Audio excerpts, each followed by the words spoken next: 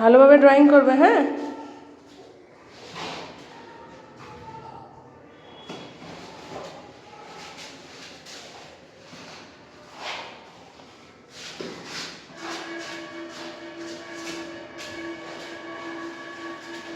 আস্তে আস্তে নামো।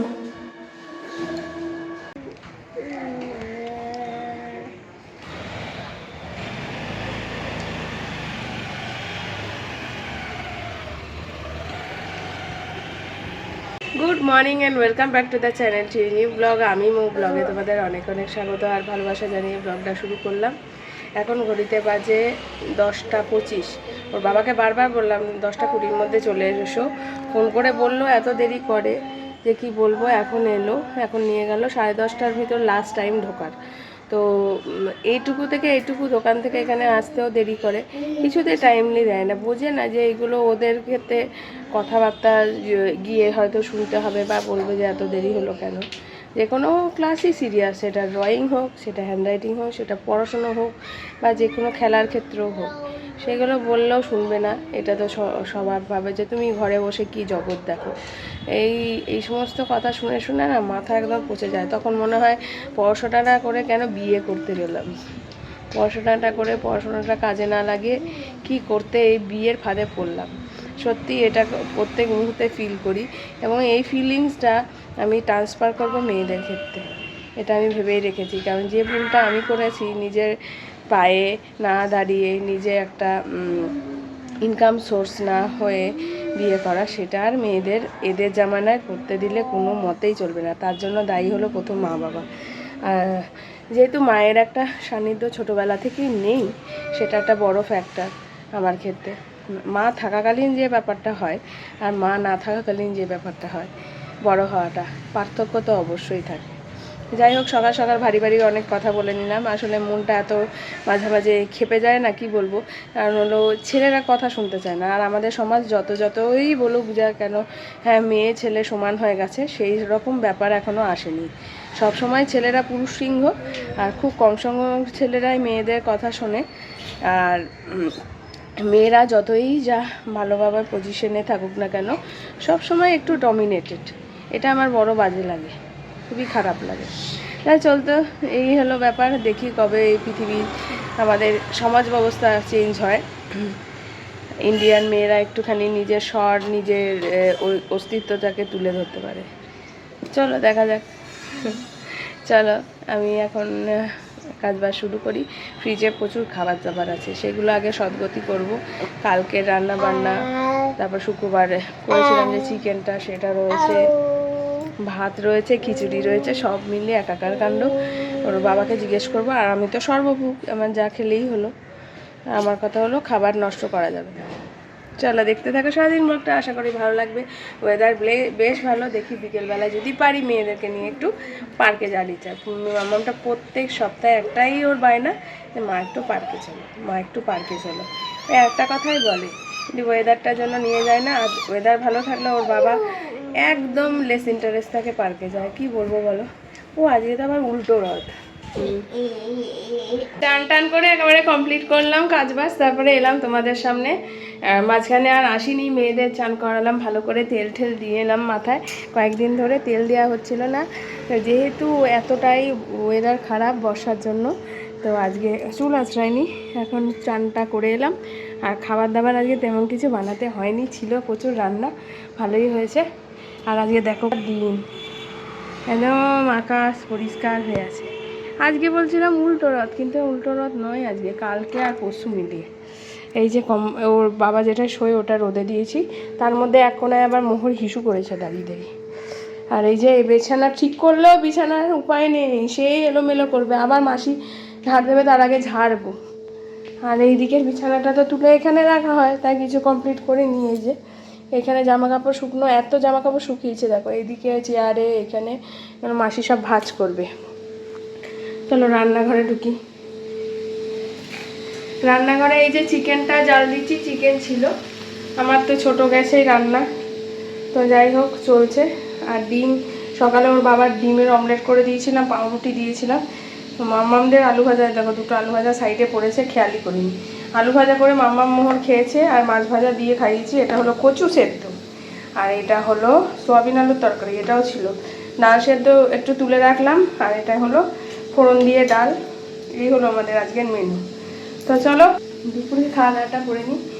আর ওর বাবা বউকে বললাম যে একটু আলু পেঁয়াজ নিয়ে এসো। এই যে আলু পেঁয়াজ এগুলো আনা আছে, মাছি এগুলোকে গোছাবে, মানে কেটে তারপরে ওখানটা সরিয়ে দেবো। সামনে গোছালে আবার তো মাসি নামায়, ওই জন্য মেয়েরাই ঘরে আছে। এই চল ওইদিকে চল।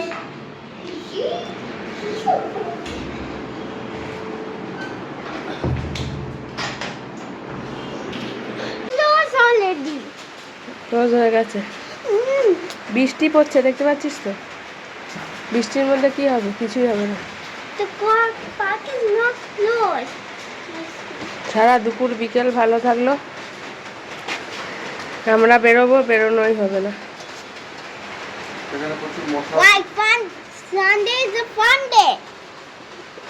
সবার জন্য হয় ফান্ডে আন্ডে সব বসে যাবে পরে গন্ডগোল। তোমরা উপরে যাও, মোমো প্রতিদিন উপরে।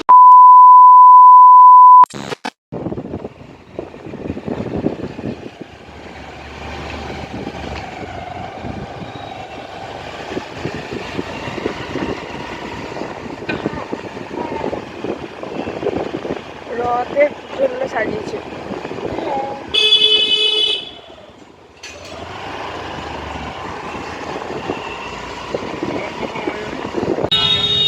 আমরা এখন এসছি অ্যাক্রোপলিস মলে, পার্কটা বন্ধ, এর সামনেটা একটু বসবো। দেখ কত কত কালারফুল ক্যাকটাস দেখাচ্ছে।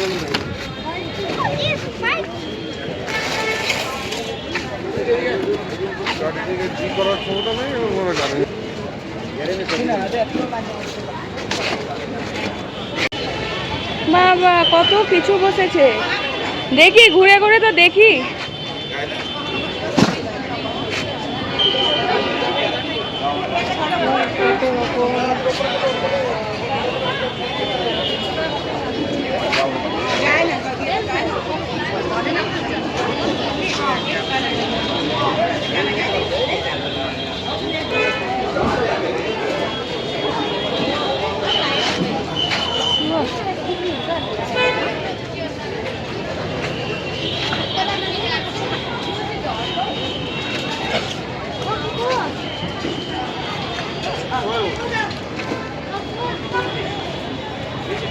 ওইদিকে দোকানগুলো বন্ধ হয়ে গেছে, না ওইদিকেও আছে।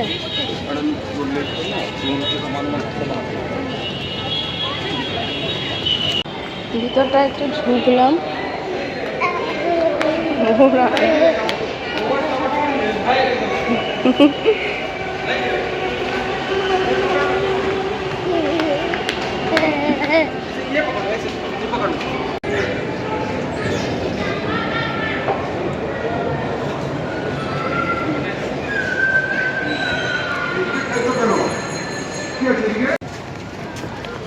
ঘোরাফেরা হয়ে গেল, টাটা অ্যাক্রোপলিস মলে।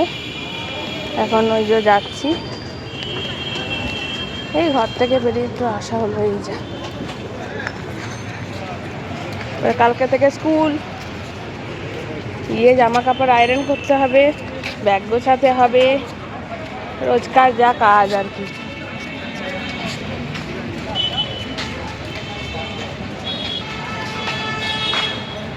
সব নিচে যেগুলো বসছিল এগুলো সব উঠে পড়ছে।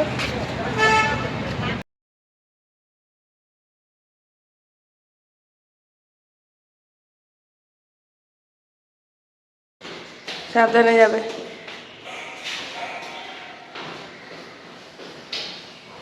দেখো ওই খোঁচাটা যেন মাম্মামের পায়ে না লাগে, ওকে সাবধান করবে।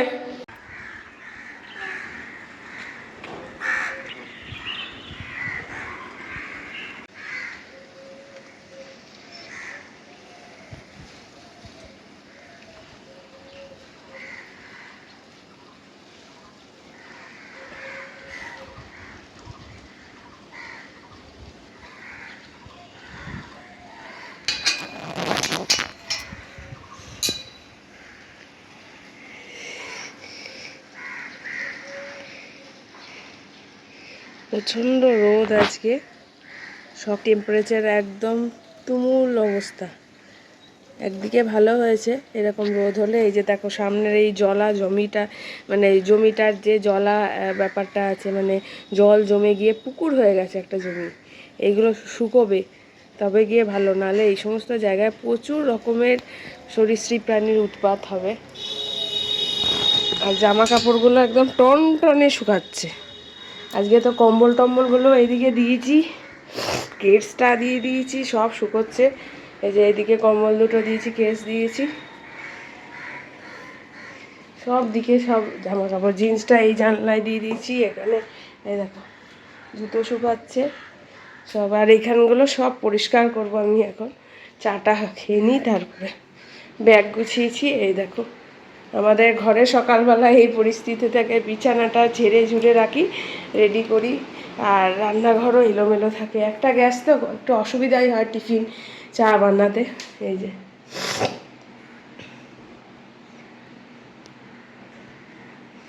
এখন সব ঠিকঠাক করব।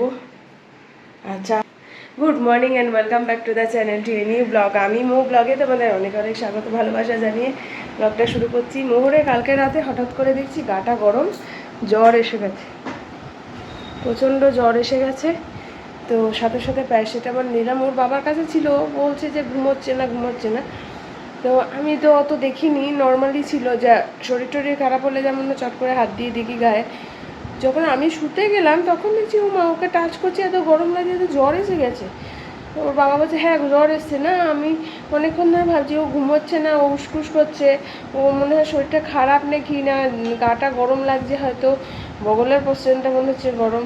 সেটা তো তুমি আমায় বলবে যে দেখো তো জ্বর এসছে নাকি। যাই হোক, বেচারা কষ্ট পেয়েছে একটু অনেকক্ষণ ধরেই। রাতেই প্যারাসিটামল দিলাম, দেন একটু পরে দেখলাম গাটাও ঠান্ডা হচ্ছে। তারপরে আর আমার থার্মোমিটারটা ফ্রিজের মাথায় না, আলমারির এক কোণে রেখেছিলাম।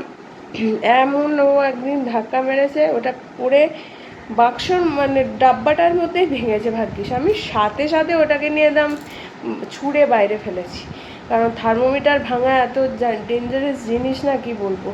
আর যেহেতু কাচের থার্মোমিটার পারদ আছে, যেটা পাড়া আছে। আর এখন তো যে প্লাস্টিকের যে থার্মোমিটারগুলো ডিজিটালগুলো কিনেছিলাম, সেগুলো পরপর প্রায় 3টে কেনা হয়ে গেছে। এগুলো না ভালো থাকে না, তো ওইগুলোই আবার আর একটা আনতে হবে দেখি। গরমের চোটে আমি নাকাল হয়ে গেছি সকালবেলায় তাড়াহুড়ো করে, কারণ উঠি 5:30টায়, সেখানে উঠেছি 5:45। তা 15 মিনিট লেট হয়ে যাওয়া মানে বিশাল দেরি হয়ে যাওয়া। আর সকাল সকাল উঠে যতই আমি তাড়াতাড়ি করি না কেন, আয়রন করা হয়ে গিয়েছিলো, ব্যাগ গুছানো ম্যাম করে যান, ওটা আমি একবার চেক করি। তারপর পেন্সিল শার্প করা ছিল না, এই সমস্ত টুকিটাকি কাজ। আর আমি কালকে এই জন্য লিভোসেট্রিজিনও আমি খাইনি, জানো, শুধুমাত্র একই কারণ যে আমার উঠতে পারবো না, তাহলে বিপদ হয়ে যাবে। কারণ হলো শুক্রবারও যায়নি, ওদের আবার 2 দিন কামাই করলে, 2 দিন বা তার বেশি কামাই করলে এটার জন্য আমার দিতে হয়, সার্টিফিকেট দিতে হয় কেন যা আসেনি সেগুলো। আর তাছাড়া আজকে এই দিনে এই সামনে সহজা ওরাও নিয়ে অ্যাবসেন্ট, ওরা গেছে ও মাসির বিয়েতে, এঙ্গেজমেন্টে, বিয়ে না, রেজিস্ট্রি আর এঙ্গেজমেন্টে। তো পড়াগুলো পাওয়া ভীষণ চাপের হয়ে যায়। সকাল সকাল যদি আমি উঠে ওকে রেডি করে না পাওয়ায়, ও পিছিয়ে যাবে, আর এইদিকে হাফিয়ালিও এগিয়ে আসছে, একটা মাস মোটে বাকি। এই চলো, সকাল সকাল অনেক গল্প করা হয়ে গেল, সুন্দরভাবে দিনটা শুরু করি। যাই এবার চা বসাই, চলো দেখতে থাকি।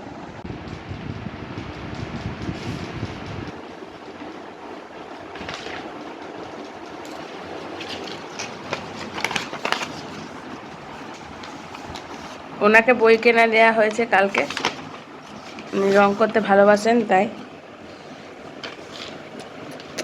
গায়ে জ্বর, প্যারাসিটামল খাওয়ালাম। এই মাত্র স্নান টান করলাম, বাথরুম দুটো পরিষ্কার করলাম, আর মাঝখানে আর অন হয়নি, কারণ হলো এইদিকে মোহরে সকাল থেকে ঘুম থেকে উঠলো যে গায়ে জ্বর নিয়ে। তো ওইটাতে একটা আমি আবার একটা টেনশনে পড়ে গেলাম যে গায়ে জ্বর। তো ওকে তাড়াতাড়ি করে খাইয়ে প্যারাসিটামল দিলাম, জ্বরটা নামলো, কিন্তু ও যেই রকম ঘুরে টুরে বেড়ায় সেগুলো করছিল। তো ওকে আজকে ভালোভাবে সামলাচ্ছিলাম, কারণ আজকে প্রচণ্ড রোদ। এই রোদের মধ্যে ও যদি এরকম করে চারিদিকে জানলায় রোদটা পায় সারা মানে ওর গায়ে মাথায়, তাহলে তো জ্বরের মধ্যে ওর মানে আরও খারাপ হবে। তো যা হয়, বাচ্চারা বোঝে না সেটাকে ঠিকঠাক মতো ওকে ধরে ওর বাবা বকা দিচ্ছে আমাকে যে তুমি কেন ওকে যেতে দিচ্ছ। এবার ওদেরকে বেঁধে রাখা বা মানে আটকে রাখা, বেঁধে মানে আটকে রাখাটা যে কত কষ্টকর সেটা সবাই বোঝো তোমরা নিশ্চয়ই। তো যাই হোক, ওকে তাই টাইমটা দিলাম। তারপরে ওর আবার জ্বর উঠছিল যখন প্যারাসিটামলের অ্যাকশন, তখনও মানে যায়নি। সে সময়ও আবার গাটা গরম হচ্ছে যেই, আমি সাথে সাথে ওকে চান করালাম। চান করাতে ও ঘুমিয়ে গেছে, গাটা এখন ঠান্ডা, ওই ঘরে আছে। আর মাম্মাম এখন এই স্কুল থেকে ওর বাবাকে বললাম তুমি নিয়ে এসো, কারণ আমি মোহরকে ছেড়ে যাচ্ছি না। আর ও ঘুমাচ্ছেও, আর ওকে নিয়ে যাওয়া তো কোনো প্রশ্নই নেই এই রোদের মধ্যে। কি রোদ তাই না আজকে হয়েছে। মামা শুয়ে শুয়ে এখানে মোবাইল দেখছে, আর এই এলো জামা কাপড় ছাড়িয়ে রোদে দিলাম। প্রচণ্ড ঠাটানো রোদ, একটা না টাটা পড়া রোদ, ওই রকম রোদ। সকালবেলা করেছি ভাত, আর একটু খিচুড়ি ছিল, আমি খিচুড়িটা খেলাম, সাথে ডিমের কারি মতন করলাম, আর কুমড়ো পেঁয়াজ ভাজলাম, আর ডাল ভাত ডিমের কারি। আর ওর বাবা খেলো ডাল ভাত ডিমের কারি আর হলো কুমড়ো ভাজা। আর আমি খেলাম ডাল, বাবা খিচুড়ি, কুমড়ো ভাজা আর ডিমের কারি থেকে ডিম আলু তুলে নিয়েছি। এই যা দুপুরে খাওয়া দাওয়া শেষ। এবার ওর বাবাকেও বললাম যে দুপুরবেলা খাওয়া হয়ে গেছে, তো বিকেলবেলার দিকে আর ভাত খাওয়ার ঝামেলা নেই। অনেক সময় আমরা ভাত খাই, কিন্তু এটা স্ট্রিক্টলি আজকে থেকে ভাবছি যে না, আমরা একবারই ভাত খাবো, তাহলে চেহারাটা আমাদের কমবে, তাতে সুবিধাও হবে। এই আস্তে আস্তে পায়ে ব্যথা, গায়ে ব্যথা, কোমরে ব্যথা, এগুলো তো আসছেই। এগুলো তো বাড়ির লোক সবসময় আমাদের কনসার্ন করে, কিন্তু আমরা খুব ফুডি, মানে খেতে ভালোবাসি। সে ফুডি মানে এমন নয় যে ভালো মন্দ দিয়ে খেতে হবে, মানে সেদ্ধ ভাতও আমরা পেলে ভালোবাসে খেতে, ভালোবাসি দুজনাই, এই জন্যই আমরা দুজনাই মোটা। তো যাই হোক, এটা চেঞ্জ করার চেষ্টা করতেই হবে, কারণ যে কোনো সময় যে কোনো রকম বড়সড় রোগ ধরতে পারে। তো বাথরুম টাথরুম পরিষ্কার করে মাথায় শ্যাম্পু দিলাম, এখনও চুল আঁচড়ায়নি। মামাও চলে এলো, ওর বাবাকে বললাম আমাকে ফোন করবে, নিচ থেকে ওর ব্যাগটা ও নিয়ে উঠতে পারে না, আমি নিয়ে আসবো। যাই হোক, এখন বসে আছি, ও একটুখানি বসে নিক, তারপর আমি ওকে খাওয়াবো, তারপর আমি চান করবো, কারণ চান করিয়ে খাওয়াতে গেলে ওর প্রচুর দেরি হয়ে যায়। তো চলো পরে আসছি, আপডেটগুলো সব দিয়ে দিলাম তোমাদেরকে কি ব্যাপার। আর ওই ঘরে মোহর ঘুমাচ্ছে, ওই ঘরে আমি আর ক্যামেরা নিয়ে যাচ্ছি না। পরে দেখা হচ্ছে তোমাদের সাথে, মোহর মামামের সাথে তোমাদের পরে দেখা হচ্ছে। যাবে শান্তিমোড়, শান্তিমোড়।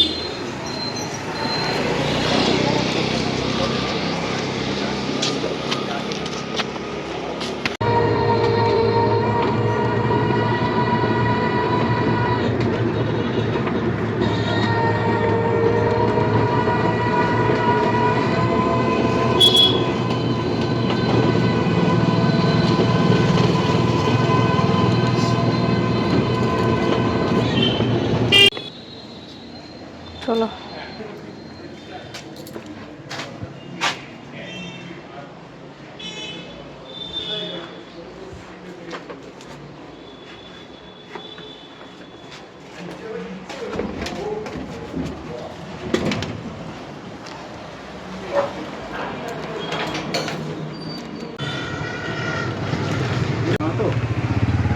না না, নিজের গাড়ি নিজের যত্ন করাই ভালো। না অত চালাতে পারি না তো, কেন সকালবেলা কাজ করি তো অন্ধকারে।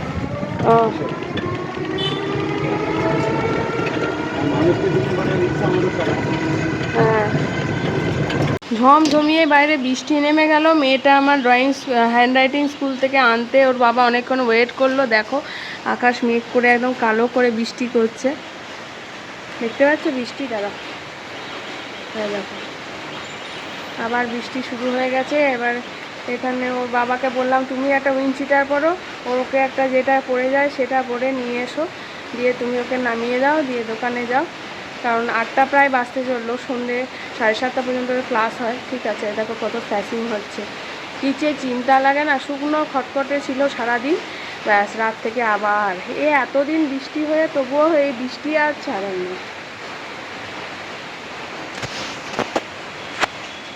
মোহর আছে, আমি আছি, মোহরকে খাওয়াবো, কারণ জ্বরটা এখন নেই, জ্বরটা আর না আসুক, বাপরে বাপ টেনশন হয়ে যায় না, এত বৃষ্টি হচ্ছে এখন, আমার এটা চিন্তা।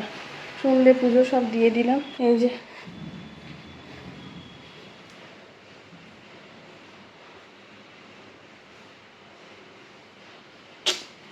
আমার এখন মাম্মামটার জন্য খুব টেনশন হচ্ছে, ভারী বৃষ্টি পড়ছে। আর বাবা শিলিগুড়িতে বৃষ্টির ছাড় নেই, এত বৃষ্টি এত বৃষ্টি, ভালো লাগে, কন্টিনিউ ফ্ল্যাশিং হচ্ছে, বৃষ্টি হচ্ছে।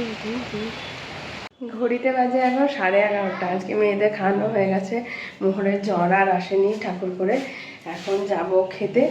আজকে করেছি রুটি আর একটা স্যুপ চিকেনের, তো এই যে চিকেনের স্যুপ, এটাই খাবো, একদম টালটালে পাতলা, কোনো তেল মশলা ছাড়া, দেখেই বুঝতে পারছো।